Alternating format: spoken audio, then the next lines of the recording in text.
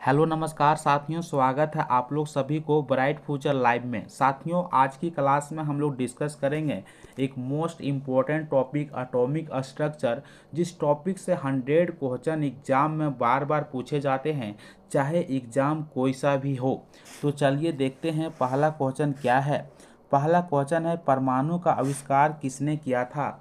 तो परमाणु का आविष्कार जॉन डाल्टन 1803 में किया था। तो ऑप्शन नंबर बी इसका सही आंसर हो जाती है। लेकिन परमाणु की अवधारणा सबसे पहले डेमोक्रिटस ने दिया था। तो ये भी बात आप लोग ध्यान में रखिएगा। अगला क्वेश्चन है, परमाणु का सबसे छोटा आवेशित कण कौन सी है। तो परमाणु की सबसे छोटा आवेशित कण इलेक्ट्रॉन है, जो सबसे हल्का होती है और इस पर ऋणात्मक आवेश पाया जाता है। तो ये भी बात आप लोग ध्यान में रखिएगा। अगला क्वेश्चन है, प्रोटॉन पर आवेश होती है। तो प्रोटॉन पर धनात्मक आवेश होती है। तो ऑप्शन नंबर बी इसका सही आंसर हो जाती है। न्यूट्रॉन का आवेश होती है। तो न्यूट्रॉन पर कोई भी आवेश नहीं होती है। तो ऑप्शन नंबर शून्य के साथ इसका सही आंसर हो जाती है। अगला क्वेश्चन है, परमाणु का अधिकांश द्रव्यमान पाया जाता है। तो परमाणु का अधिकांश द्रव्यमान परमाणु के नाभिक में पाया जाता है। तो ऑप्शन नंबर सी इसका सही आंसर हो जाती है। अगला क्वेश्चन है, इलेक्ट्रॉन की खोज किसने की। तो इलेक्ट्रॉन की खोज जे थॉमसन ने 1897 में किया था, कैथोड किरण ट्यूब के द्वारा। तो ये भी बात आप लोग ध्यान में रखिएगा। अगला क्वेश्चन पूछ सकता है कि प्रोटॉन का खोज किसने किया।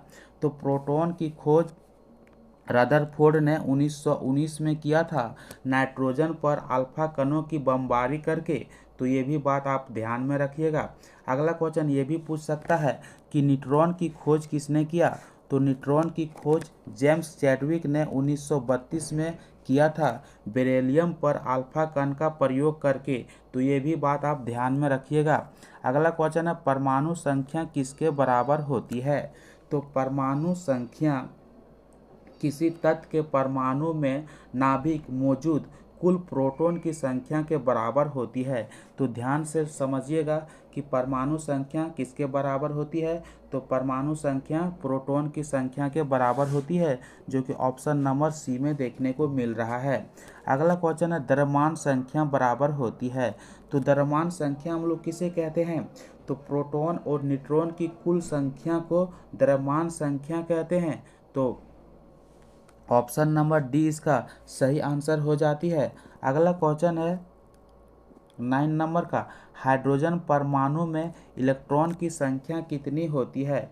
तो हाइड्रोजन परमाणु में इलेक्ट्रॉन की संख्या 1 होती है, क्योंकि इसका परमाणु संख्या जो होती है वह भी 1 होती है। अगला क्वेश्चन है, किस कण का द्रव्यमान सबसे कम होती है। तो किस कण का द्रव्यमान सबसे कम होती है।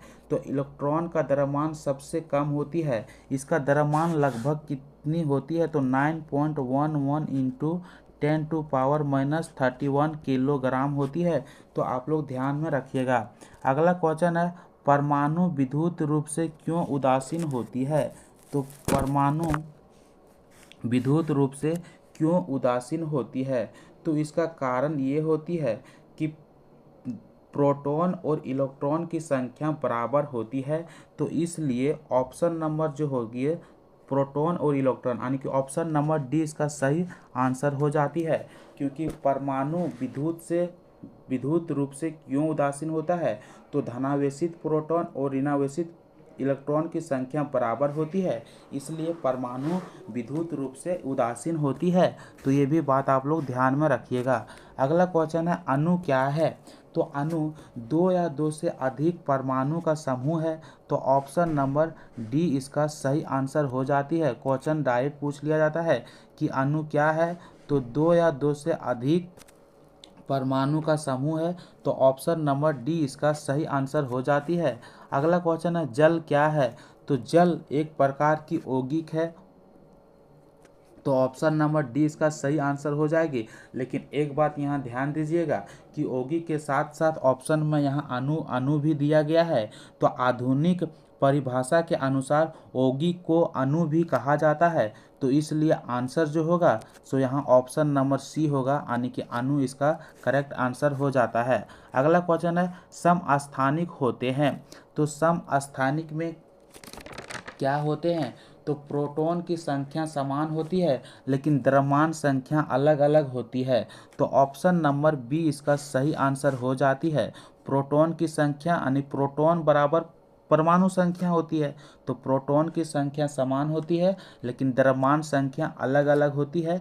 तो ये बात आप लोग ध्यान में रखिएगा। अगला क्वेश्चन है, कार्बन 12 और कार्बन 14 किसका उदाहरण है, तो समस्थानी का उदाहरण है। ऑप्शन नंबर बी इसका सही आंसर हो जाती है। अगला क्वेश्चन है, समस्थानिकों के रासायनिक गुण कैसे होते हैं, तो समस्थानिक के रासायनिक गुण समान होते हैं, मतलब एक जैसा होते हैं। तो ऑप्शन नंबर बी इसका सही आंसर हो जाती है।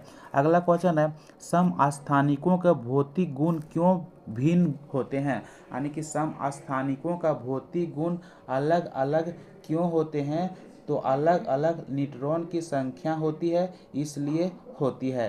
तो ऑप्शन नंबर बी इसका सही आंसर हो जाती है, क्योंकि समस्थानिक का भौतिक गुण अलग होते हैं क्योंकि न्यूट्रॉन की संख्या अलग होते हैं। अगला क्वेश्चन है, यूरेनियम 235 का उपयोग होती है, तो यूरेनियम 235 का उपयोग परमाणु रिएक्टर में किया जाता है। तो ऑप्शन नंबर सी इसका सही आंसर हो जाती है। अगला क्वेश्चन है 19 नंबर का, क्लोरीन के कितने समान समस्थानिक होते हैं, तो क्लोरीन के समान समस्थानिक कितना होती है, तो 2 होती है, जो कि ऑप्शन नंबर बी में देखने को मिल रही है। अगला क्वेश्चन है, परमाणु का केंद्रीय भाग क्या कहलाता है, तो परमाणु का केंद्रीय भाग नाभिक कहलाता है, जो कि ऑप्शन नंबर सी में देखने को मिल रहा है। अगला क्वेश्चन है, प्रोटॉन की खोज किसने की, तो अभी हम लोग डिस्कस किए थे कि प्रोटॉन की खोज रदरफोर्ड ने किया था। तो ऑप्शन नंबर बी इसका सही आंसर हो जाती है। अगला क्वेश्चन है, न्यूट्रॉन की खोज किसने की, तो न्यूट्रॉन की खोज जेम्स चैडविक ने किया है। तो ऑप्शन नंबर बी इसका सही आंसर हो जाती है।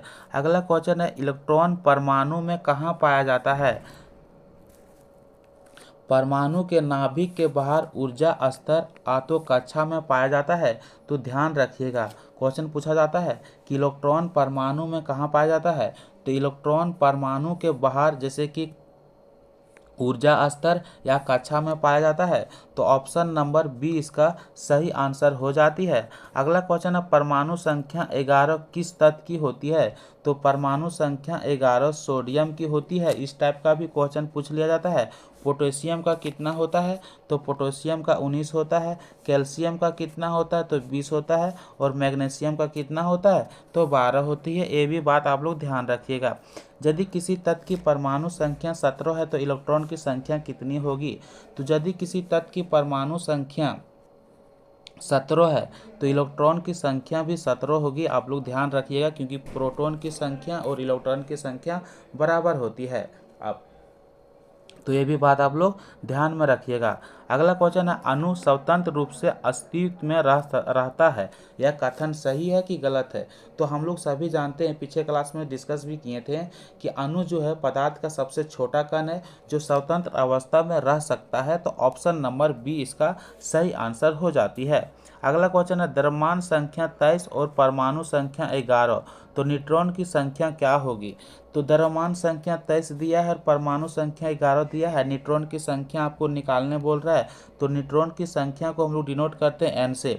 तो न्यूट्रॉन की संख्या कैसे निकालते हैं, जब द्रव्यमान संख्या में हम लोग परमाणु संख्या को घटाते हैं तब न्यूट्रॉन की संख्या निकलता है। द्रव्यमान संख्या को हम लोग ए से डिनोट करते हैं और परमाणु संख्या को हम लोग जेड से डिनोट करते हैं। तो यदि हम लोग 23 में से 11 को घटाएंगे तो कितना होगा, 3 में 1 गया 2 हो गया और 2 मतलब 12 हो गया। तो ऑप्शन नंबर 20 का सही आंसर हो जाएगा। तो न्यूट्रॉन की संख्या 12 हो जाता है। अगला क्वेश्चन है, आइसोबार यानी कि समभारिक में समान होती है। तो चलिए डिस्कस करते हैं कि समभारिक में द्रव्यमान संख्या समान होते हैं, द्रव्यमान संख्या समान होते हैं लेकिन परमाणु संख्या अलग अलग होते हैं। ये भी बात ध्यान रखिएगा, क्वेश्चन डायरेक्ट पूछ लिया जाता है, यहीं से क्वेश्चन पूछ लिया जाता है कि आइसोबार में समान होते हैं तो द्रव्यमान संख्या समान होते हैं लेकिन परमाणु संख्या अलग अलग होते हैं। इस बात को आप लोग ध्यान में रखिएगा। जैसे इसी प्रकार से पूछेगा कि समस्थानिक, तो जैसे कि समभारिक में क्या समान होते हैं, तो द्रव्यमान संख्या समान होते हैं लेकिन परमाणु संख्या अलग अलग होते हैं। लेकिन समस्थानिक में पूछेगा तो द्रव्यमान संख्या अलग अलग होते हैं और परमाणु संख्या समान होते हैं। तो आप लोग ये भी बात को ध्यान रखिएगा, यही कन्फ्यूजन होता है। अगला क्वेश्चन है, हाइड्रोजन के कितने समस्थानिक होते हैं। तो हाइड्रोजन के कितने समस्थानिक होते हैं, तो 3 समस्थानिक होते हैं, प्रोटियम, ड्यूटेरियम और ट्रिटियम। तो आप लोग ध्यान में रखिएगा। अगला क्वेश्चन है, ट्रिटियम किसका समस्थानिक है, तो हाइड्रोजन का है। तो ऑप्शन नंबर सी इसका सही आंसर हो जाती है। यदि किसी तत्व की परमाणु संख्या 20 है तो प्रोटॉन की संख्या क्या होगी, तो परमाणु संख्या इक्वल टू होती है प्रोटॉन की संख्या, तो प्रोटॉन की संख्या भी 20 होगा। तो ऑप्शन नंबर सी इसका सही आंसर हो जाती है। अगला क्वेश्चन है, कैल्शियम की परमाणु संख्या कितनी होती है, तो कैल्शियम की परमाणु संख्या 20 होती है, जो कि ऑप्शन नंबर सी में देखने को मिल रहा है। अगला क्वेश्चन है, परमाणु में न्यूट्रॉन की संख्या ज्ञात की जा सकती है। तो परमाणु में न्यूट्रॉन की संख्या कैसे ज्ञात की जा सकती है, यानी कि परमाणु संख्या में से द्रव्यमान संख्या में से परमाणु संख्या को घटाकर अभी हम लोग निकाले थे न्यूट्रॉन की संख्या। तो ऑप्शन नंबर सी इसका सही आंसर हो जाती है कि जब द्रव्यमान संख्या में परमाणु संख्या को घटाते हैं तो न्यूट्रॉन की संख्या निकल जाती है। समस्थानिकों में समान होते हैं, तो डिस्कस किए हैं कि समस्थानिक में परमाणु संख्या समान होते हैं लेकिन द्रव्यमान संख्या अलग अलग होते हैं। तो ऑप्शन नंबर सी इसका सही आंसर हो जाती है। अगला क्वेश्चन है, परमाणु का सबसे भारी कण कौन सी है। तो परमाणु का सबसे भारी कण न्यूट्रॉन होता है, जो प्रोटॉन से थोड़ा ज़्यादा होता है। तो ऑप्शन नंबर सी इसका सही आंसर हो जाती है। अगला क्वेश्चन है, किस कण का द्रव्यमान लगभग प्रोटॉन के बराबर होता है, तो वही अभी डिस्कस किए न्यूट्रॉन। तो ऑप्शन नंबर बी इसका सही आंसर हो जाती है। अगला क्वेश्चन है, यदि द्रव्यमान संख्या 56 है और परमाणु संख्या 26 है तो न्यूट्रॉन संख्या क्या होगी। तो न्यूट्रॉन संख्या कैसे निकालते हैं, द्रव्यमान संख्या में से परमाणु संख्या को घटाकर, तो 6 में 6 गया तो 0 और 5 में 2 गया तो 3, यानी कि इसका न्यूट्रॉन की संख्या कितना होगा, तो 30 हो जाएगा। तो ऑप्शन नंबर बी इसका सही आंसर हो जाती है।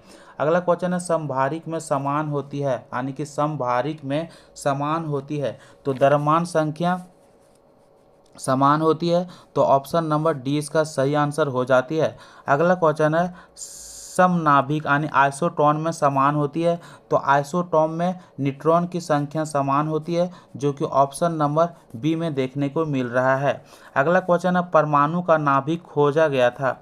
तो परमाणु का नाभिक का खोज किसने किया था, तो रदरफोर्ड ने किया था। कब किया था, तो 1911 में किया था, सोने की पन्नी का प्रयोग करके। तो ये भी बात आप लोग ध्यान में रखिएगा। अगला क्वेश्चन है, इलेक्ट्रॉन की गति किसके चारों ओर घूमती है, यानी इलेक्ट्रॉन की गति किसके चारों ओर होती है।